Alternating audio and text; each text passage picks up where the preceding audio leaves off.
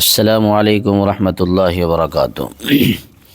پھر میں آپ حضرات کے سامنے سورۃ البقرہ آیت نمبر 29 پہلا پارہ لے کر کے حاضر ہوا ہوں، لفظ اور ترجمے کے ساتھ۔ لفظ بھی پڑھیں گے اور اس کا ترجمہ بھی سیکھیں گے۔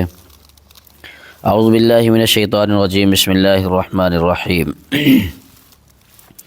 هو الذی، ہا کے اوپر پیش ہے، واو کے اوپر زبر ہے، واو کے بعد جو الف ہے یہ خالی ہے، اس کے بعد لام کے اوپر تشدید ہے۔ واو کو ڈائریکٹ لام میں ملائیں گے، پڑھیں گے هو الذی، دال کے بعد یا جزم ہے تو ذی، هو الذی خلق لکم، کاف کے بعد ایک میم ہے، پھر اس میم کے بعد بھی ایک میم ہے، تو یہ کاف کے بعد جو میم ہے پہلا والا، اس میں جزم ہے، بعد والے میں تشدید ہے۔ تو جس جگہ بھی جزم اور تشدید ایک ساتھ ہو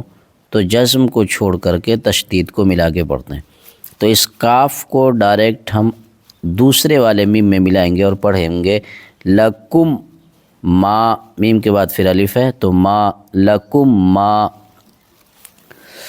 فی الارض، فا کو ڈائریکٹ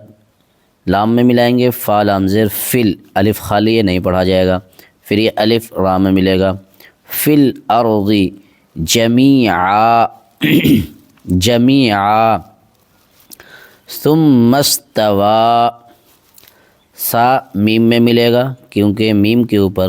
تشدید ہے، پھر میم ڈائریکٹ سین میں ملے گا کیونکہ آگے جزم ہے جو ملانے والا ہے، الف خالی ہے اس لیے الف کو چھوڑ دیں گے، تو پڑھیں گے ثم استوى، واو کے اوپر کھڑا زبر ہے، پھر مد ہے، ثم استوى الی السماء، یہ لام کو ڈائریکٹ سین میں ملائیں گے، الف خالی ہے، الف پر کچھ بھی نہیں، لام کے اوپر بھی کچھ بھی نہیں، دونوں کو چھوڑ دیں گے، اس لام کو ڈائریکٹ اس سین میں ملائیں گے، ہو جائے گا الی السماء۔ اس قسم سے جو لکھا ہوا ہوتا ہے نیچے سے، یہ اس قسم سے میم ہوتا ہے، بہت سے حضرات اس کو ہا پڑھتے ہیں، یہ ہا نہیں ہوتا، یہ میم ہوتا ہے، میم کے اوپر ہی مد ہے، الف کے اوپر مد ہے، میم کے اوپر زبر ہے، تو میم الف مد زبر ما، تو الی السماء فسواہن، سین کو واو میں ملائیں گے تشدید ہونے کی بنیاد پر، پھر واو کے اوپر کھڑا زبر ہے تو فسوا، نون کے اوپر تشدید ہے اس لیے ہا کو نون میں ملائیں گے، اور پھر نون کے اوپر زبر ہے تو نون کو دو مرتبہ پڑھیں گے، ہن فسواہن سبع سماوات وہو بکل، کاف کو لام میں، لام کے نیچے زیر تشدید ہونے کی بنیاد پر، بکل ڈبل پڑھیں گے، شیء علیم، یہ تو پڑھنے کا طریقہ ہو گیا۔ آئیے اس کا کچھ ترجمہ اور مطلب دیکھ لیتے ہیں۔ هو الذی خلق لکم ما فی الارض جمیعا، وہی ذات ہے جس نے زمین میں جو کچھ بھی ہے سب تمہارے لیے پیدا کیا ہے۔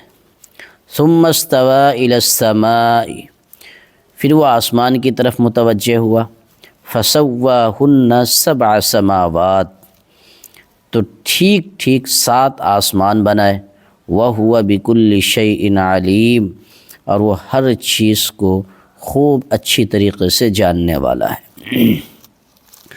مطلب یہ ہے کہ زمین میں جو کچھ بھی ہے وہ انسان کے فائدے کے لیے، اور اسی طریقے سے اس دنیا میں جو کچھ ہے وہ سب انسان کے فائدے کے لیے، اور اس دنیا کے بعد جو اگلی دنیا ہے، آخرت والی دنیا ہے، وہ بھی انسان ہی کے فائدے کے لیے بنائی گئی ہے۔ وَهُوَ بِكُلِّ شَيْءٍ عَلِيمٌ، ہر چیز سے وہ واقف ہے، اس دنیا سے اس دنیا میں انسان کو کب لے جانا ہے وہ اسی کے علم میں ہے، وہی بہتر جانتا ہے، اس دنیا سے انسان کو، ماں کے پیٹ والی دنیا سے انسان کو اس دنیا میں کب لانا ہے وہ وہی بہتر جانتا ہے، اور وہ اپنے حساب سے تدبیر کرتا ہے اور کام کرتا ہے۔ ایک سوال ہے یہاں پر کہ جب ساری چیزیں، زمین کی ساری چیزیں انسان کے لیے بنائی گئی تو پھر بہت سی چیزیں حرام یا حلال کیوں ہیں؟ جب ساری چیزیں انسان کے لیے بنائی گئی ہے تو ساری چیزوں کے استعمال کرنے کی اجازت ہونی چاہیے، پھر وہ بہت ساری چیزوں سے منع کیوں کیا جاتا ہے کہ اس کو استعمال نہ کرو، اس کو کھاؤ نہیں، اس کے قریب نہ جاؤ؟ اس کی اصل بنیادی وجہ یہ ہے کہ وہ بھی انسان کے فائدے کے لیے اس کو روکا جاتا ہے۔ جن چیزوں سے روکا گیا ہے کہ اس کے قریب نہ جاؤ، اسے استعمال نہ کرو، اسے کھاؤ نہیں، اسے پہنو نہیں، تو یا تو اس کے استعمال سے انسان کے اخلاق بگڑ رہے ہوں اس لیے اسے منع کیا گیا، یا انسان کے جسم کے اندر کوئی نقصان اس سے پیدا ہو جائے، انسان کے جسمانی صورت بگڑ رہی ہو،